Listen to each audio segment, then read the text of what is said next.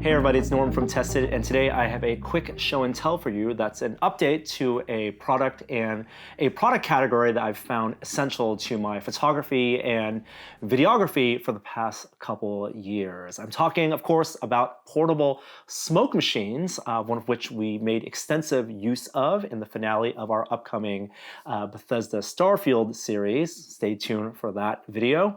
But I know some of you may be new to the channel because of that series, so I thought it'd be a fun time to show this product and talk about what's new in the latest version of this microfogging device.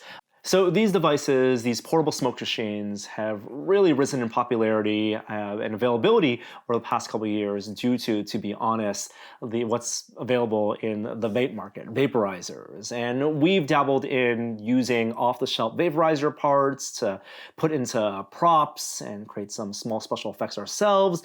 But there's some products out there that's more consumer-oriented that give you more versatility in terms of control in the type of fog and smoke that you can create for your photos, for a stage show, for magic tricks, for example, than you could using a hacked together device. And Adam's talked about how devices like the Smoke Genie that were reviewed a couple of years ago really changed his perception of what's possible, because back when he was doing theater work and stage work, the heavy, bulky smoke machines would just be so expensive and unwieldy. Great for hazing up an entire stage or studio, but if you wanted to get some delicate fog or have something that didn't need to wait minutes and minutes to heat up, that just wasn't available. So there are two products here that fill that void and have filled that void for the past couple of years. Of course, there's the Smoke Genie, and this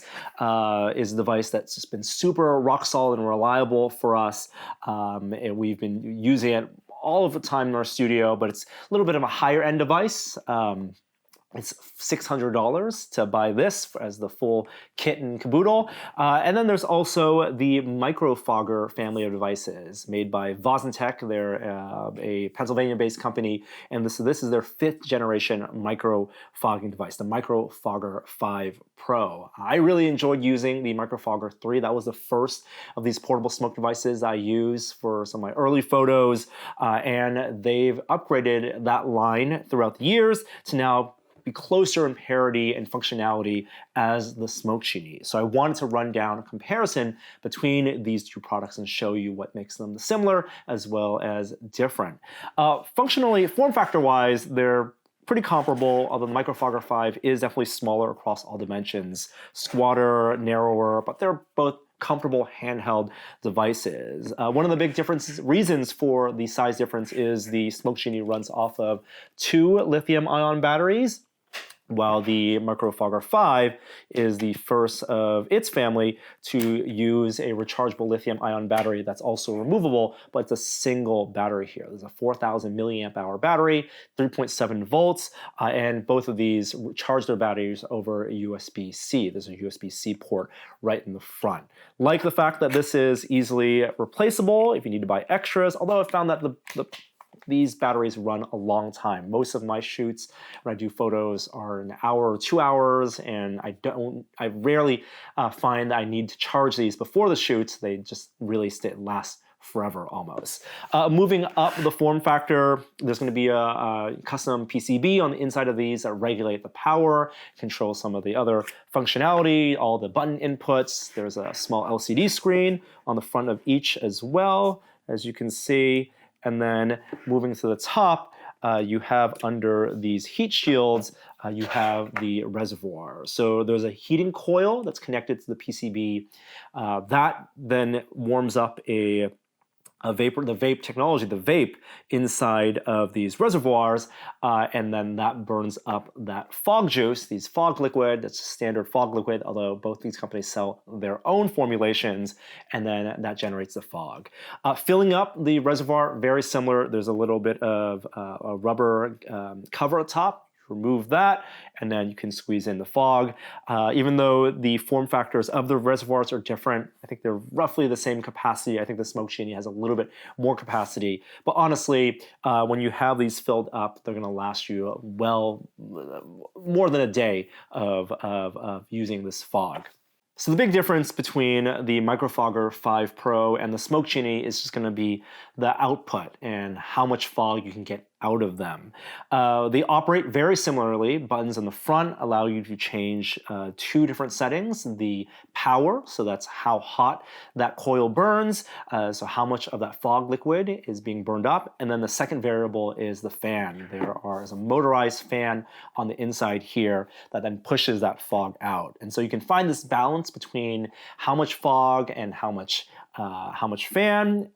So as a point of comparison, for example, here is about half power for each of these devices. I'm going to press the actuating buttons, 3, 2, 1, activate, and they both activate pretty immediately.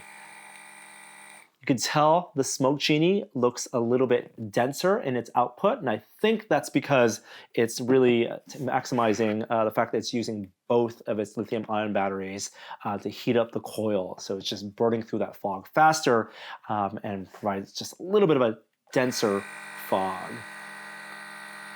If I bump up the power to maximum for both of these, so it's out of 6 bars here on the Smoke Genie and out of 7 bars here on the MicroFogger. 3, 2, 1, activate. They get closer in terms of power, but I do think when you're standing at a distance, the Smoke Genie does fill a room up faster. So a room like this is going to fill up in about 1 or 2 minutes or so if you really want to haze up the space. But the biggest difference probably is the price. So I said the Smoke Genie is $600 for the whole thing. The MicroFogger is $250, less than half the price. And I think one of the reasons they're able to do that is because a lot of these parts are 3D printed, which I don't think is a knock on it at all. I think that anytime a company can create their products on demand and use 3D printing and not have them necessarily invest in tooling for injection molding, that's great. That's modern fabrication, and all these parts feel, even with the magnets, they feel really sturdy. Nothing feels flimsy or nothing feels like it's going to break. The MicroFogger line, Vosentech also sells a bunch of accessories, so it's another way that they make up for the price difference. Does include accessories like this is a gooseneck adapter, which I really like. They also have an adapter for your rubber hoses. The gooseneck adapter, really useful as I dip the power down a little bit, because you can really just dress your space, dress your scene really carefully with that lock line. At max power, this does need brakes for the coil to cool down if you're going from power off to max power immediately. But if you take down the power just a couple notches, you can run both of these pretty much indefinitely. Whether in short bursts or just holding them down, you're going to actually have to replace that or refill the fog juice long before the battery runs out.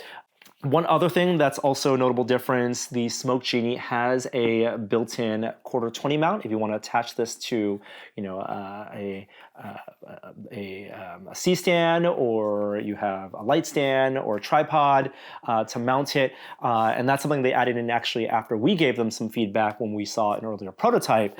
The MicroFogger does not have a built-in quarter-20, so they do sell a replaceable battery cap that has that quarter-20 mount built in. And this is 3D printed as well. It's something that I wish they kind of would, I understand they need to make a business out of it, but I wish they would release the files for this so people could print their own, perhaps.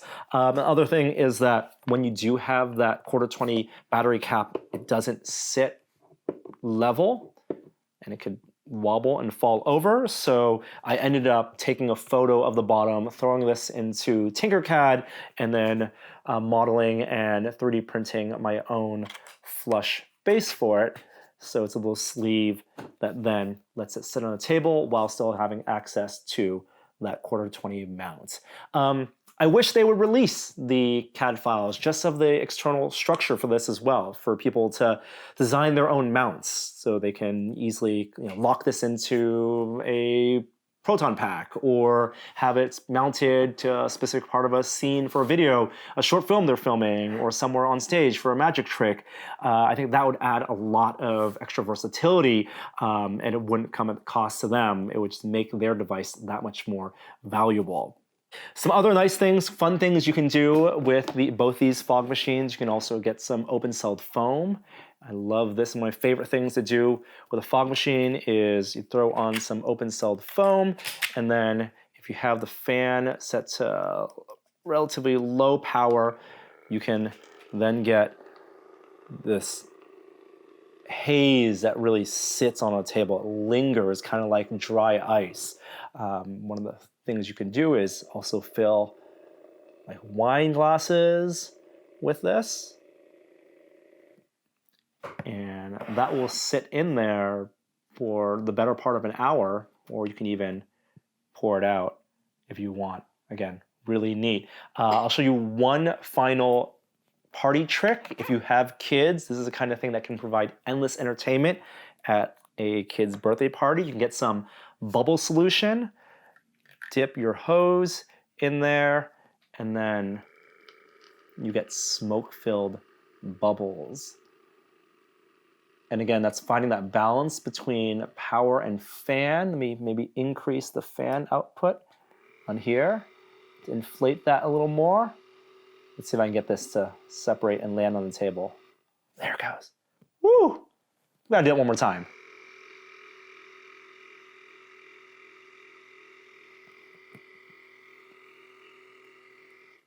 Ah, there it goes. Endless fun, and I think practical when you're talking about adding smoke and fog to your photos and video, which I have enjoyed doing ever since I got my hands on these devices.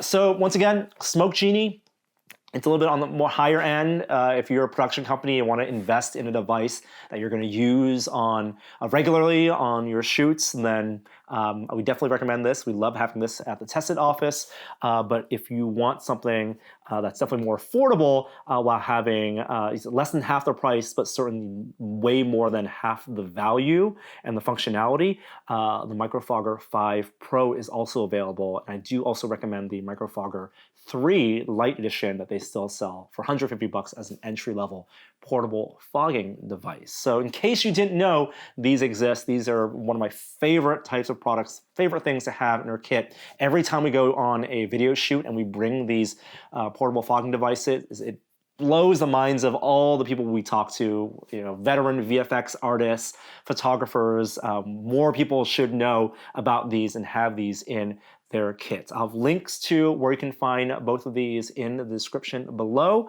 and look forward to seeing some fog effects and haze in our future videos. Thank you so much for watching. I'm Norm, and I will see you next time. Bye. Thank you so much for supporting us by watching this channel. You can support us at an even deeper level by heading over to tested-store.com and picking up one of our tested embroidered baseball caps. We got your normal baseball cap, we got your Flex Fits, and we got Flex Fit truckers. And we are just starting to play around with lots of new designs, so check back regularly. Thanks.